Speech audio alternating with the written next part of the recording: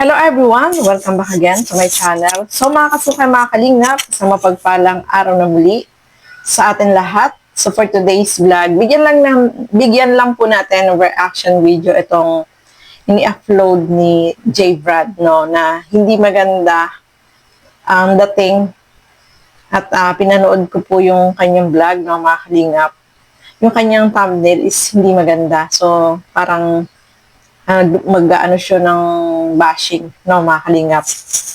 So, bago natin simulan yan, huwag niyo pong kakalimutan mag-subscribe. Val Santos Matubang, Kalingap Rob at Edna Vlogs. At support po natin lahat ng mga Kalingap partners, Kalingap for actors, lahat ng mga charity vloggers, supportahan po natin mga Kalingap. So, eto, bibigyan po natin ng reaction video itong napanood natin dito sa vlog ni J. Brad, no? Support din po natin siya, mga kalingap. So tara, panoorin po natin ang maiksing clip na ito. So ayan po, no, mga kasukay, mga kalingap. Bigyan lang natin ng reaction video itong naging vlog ni J. Brad. At ito nga, nalaman na pagkwentuhan nila dyan na ito daw si Beyonce ay sumunod lang. Ako, para sa akin, hindi ako naniniwala dito sa mga sinabi nila dito, no, mga kalingap. Baka scripted. Dahil alam naman natin, si Beyonce hindi naman yan basta-basta susunod at napakalayo po ng lugar na pinuntahan nila dyan. Siyempre, at saka alam natin na hindi naman yun papayagan ng magulang niya kung siya lang mag-isa yung pupunta dyan.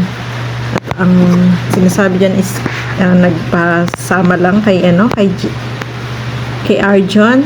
Para sa tingin ko dyan, mga kalingap, itong naging thumbnail ni J. Brad ay hindi po maganda kasi nagko-cause po yan ng bashing, no?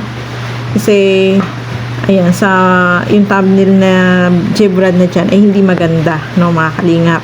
Kasi alam naman natin na itong si Kalingap Edu is hindi naman yan pababayaan si Beyonce na sumunod dyan sa lugar na yan, lalo na gabi, no, mga kalingap, gabi na.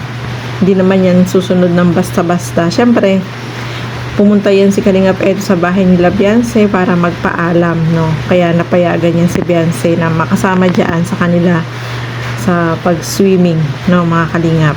Kaya sa susunod, sana J. Brad, ayusin mo yung thumbnail mo kasi hindi maganda, nagko-post siya ng bashing.